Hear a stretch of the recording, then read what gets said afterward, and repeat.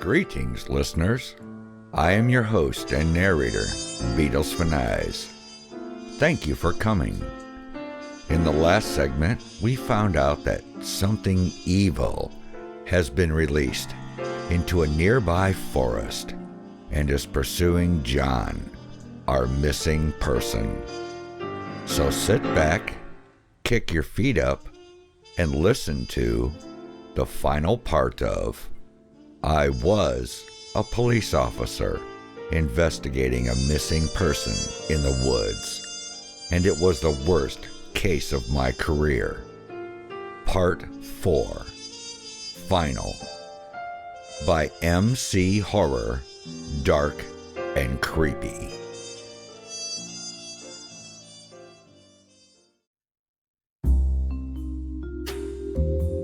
Prologue. This series of supernatural events I'm going to recollect to you has been kept extremely confidential, non-disclosed for a good 15 years. I was involved with this particular case back when I was a rookie, only being a police officer about a year and a half. All areas and people I will refer to in this will have their names changed to protect their identity as well as my job. This will be the last post involving this personal story of mine, because I've been hearing rumors at work about someone who leaked private information involving a case, but I'm still not sure if they think it's me or someone else. The best thing for me to do is to end it here and lay low for a while. But I hope the chief of police in my department is not into reading scary stories posted on the internet, so he won't find this. With that out of the way, I must tell you how everything went down those last fatal days when my partner and I were still working on the case. With the days passing by and no strong evidence showing what truly happened to this man being brought to the table, this case was going to become cold and given up on, and he would just be another missing person ad in the newspaper. At the time, I was sick of dealing with this case, mainly because after we first went to the man's trailer and I took his journal, there had been strange occurrences and sensations that I felt randomly. Some chilled me to the back of my spine and out of my skin. The whole case was going down a rabbit hole, leading everywhere but nowhere all at once. We also had a clean-up crew go through and take down the shrine of the missing people's faces. They threw away the bones in the trees and scattered the rocks formed in a circle, leaving the area in its original state. While we were doing this cleanup, there were reports of hearing voices and mumbling to them, but so quietly that they couldn't understand what was being said. However, there was one thing that every single one of them heard clear as a day, and it was someone who was whispering and whistling in a raspy, uneven tone. It started with one of them supposedly saying something like, "Hey, if you can't whistle right, then shut up." Everyone was thinking one of them was doing it, but during their lunch break, when everyone had food in their mouths, they heard it again. That's when they decided to cut their lunch break and clean the rest of the area up, because all of them felt uneasy being there. It was after hearing these accounts that a light bulb clicked in my head. The family we interrogated when the man first went missing told me that he had an annoying whistle, but the hairs on the back of my neck stood up when I remembered hearing a faint whistle when we were walking back to our vehicle after searching his trailer. This guy must have been playing tricks on us for his own amusement, and probably enjoyed seeing all of us turned around while trying to figure out what happened to him. I told Daniel my theory, and he was skeptical at first, but soon understood where I was coming from with my argument. We told the chief, and he told us to go investigate one last time during the night and watch the missing persons campsite to see if he's not sneaking back in the middle of the night. The deal was that if we found him, then the case would be dismissed. But if we didn't see anything, then the case would become cold and all investigation involving it would be terminated. We agreed and drove back into the woods to stay the night patrolling that area.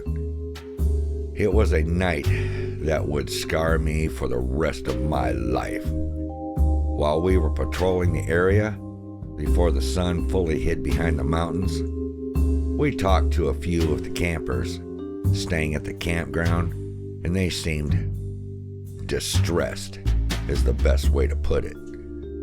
We asked them what was wrong, and they said they kept hearing someone whistling, but couldn't figure out where it was coming from.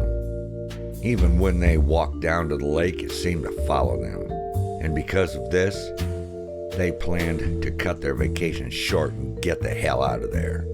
It probably made them more paranoid after hearing about someone going missing, especially when they were constantly seeing our officers from search and rescue and the local police department around. I responded, if I were in your shoes, then that is what I would exactly do too.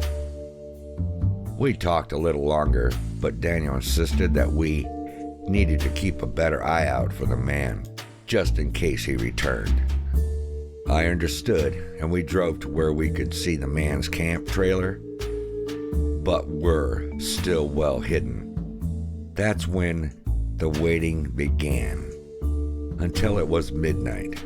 The full moon illuminated the ground, causing our visibility of the man's trailer to still work without the need for a flashlight.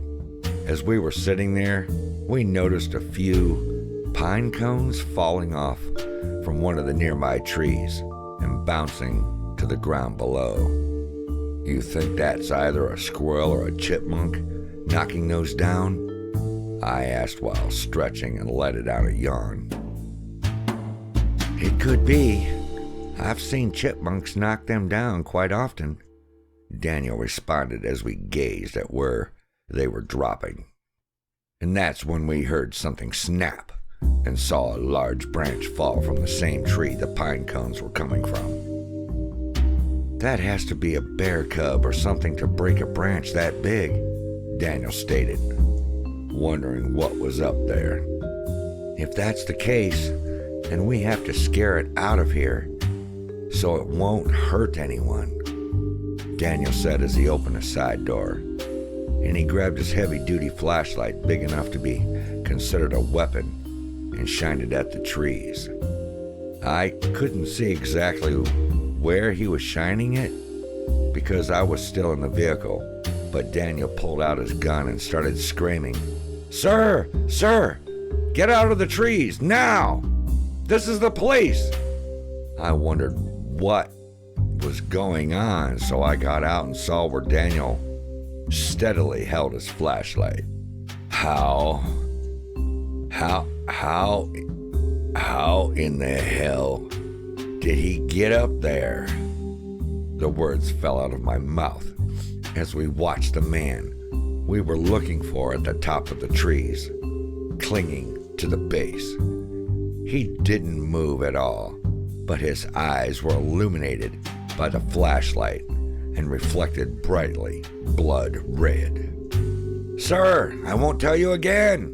Climb down from the tree, or if you are incapable of doing so, please let us know," Daniel yelled with droplets of spit falling out. The man didn't respond, but just stayed put, watching us intensely with those glaring eyes. Suddenly, the man jumps from the tree to another, and that's when we noticed that all he's wearing was the same tattered, dirty blue jeans. Daniel opened fire trying to shoot him down, but the man was so swift in his movements that he wasn't able to land a shot. "Let's follow him!" Daniel screamed as he ran after the man. I followed closely behind with my weapon drawn, wondering what was wrong with the man. Briefly, we could see him jumping from tree to tree, and we continued after him, slowly going deeper into the woods. "Where did he go?" I said while sucking in gulps of air. "I don't know. You hear that?" Daniel asked as he glanced about. Listening closely, I could hear the faint sound of someone whistling. "He's got to be close by," Daniel stated firmly while tightening the grip on his gun. Closely listening to the raspy, uneven whistling, I said, It's getting louder. That must mean he's..." Out of nowhere, the man pounced from the trees on top of me. He was trying to sink his sharpened teeth in my neck, but I held him back the best I could. His strength seemed inhuman. Daniel quickly shot the side of him, which caused him to dart off into the woods, and he wasn't hunched over or grabbing his wound, but just running as if nothing had happened. "You okay?" Daniel quickly asked me as he helped me to my feet and said, "Hurry, we can't lose him." I agreed, and we followed him. We followed his bare footprints in the dirt that led into an open field, covered in dirty, dry, yellow grass. In the middle of the pasture, we noticed a dark spot. Shining our lights on it, it was the back of the man. Slowly, but swiftly, we made our way over to him. But when we got there, we saw that he was shaking, and I asked sternly, "Sir, please restrain yourself. We aren't here to hurt you." The man's eyes darted at me, and he muttered with blood spewing from his mouth, "Run! That thing left me to die, and it is searching for a new host. Get out of here while you still can. We need to get you to a hospital, and we're not leaving. Now please explain to me why you tried to attack us," Daniel asked sternly, not knowing everything that I knew about this man's dark past at this point. The man's eyes, who were staring me down, slowly started to move to stare at something just past me. Not looking behind me, I grabbed Daniel's arm and quickly yanked him towards where we came from. He resisted and pulled his arms from my grasp, saying, "What are you doing? We just can't leave him here." Not knowing what to do, I looked back at Daniel and saw a dark figure standing 5 feet behind him. "There's something right behind you," I screamed while trying to pull my gun that seemed stuck in its holster. Daniel then said while turning around, "What do you mean there's something?" As he looked behind him, the figure stayed still. Daniel drew his gun and looked back at me, and I could sense fear in his eyes. The man on the ground began muttering nonsense words which seemed to anger the thing, which suddenly disappeared. That's when the man on the ground started to kick his feet while screaming his lungs out. Daniel looked at me and somehow read each other's mind as we both darted back to the vehicle, leaving the man screaming there. As we ran, we heard the screaming stop, but not waiting for anything, we jumped into the police car and drove back to town. We got on the radio and reported back to the station on everything that went down, and they seemed in disbelief. As we got back to the station, there were people I've never seen before dressed in dark suits that interviewed us on what exactly happened. And once it was over, they made us promise not to ever tell anyone else about it. After posting this, I guess I just broke that promise. But it is what it is. Later, I found out that they closed the campground down, saying that it needed to be refurbished. And soon after, there was a mysterious fire that swept the area, burning everything into ashes. In the newspaper, it was blamed on the butt of a cigarette that was tossed into the dry grass of the field. I knew that was a lie, and it was an intentional burning. The fire was meant to kill that thing, but I don't think it worked, because a week later, someone went missing in the part of the woods nearby that was untouched by the flames. We never solved this case, because technically, the man was still missing. But I'm never going back into that area again. It's been 15 years since I was last there, and I will go the rest of my life avoiding it. Some places need to be avoided the same way some things don't need to be understood. I will finish this by saying that if you see a campsite closed and it says that there's maintenance going on, don't believe it. Because for all you know, there could be another beast lurking in the forest. Be safe out there, and don't go into the woods ever.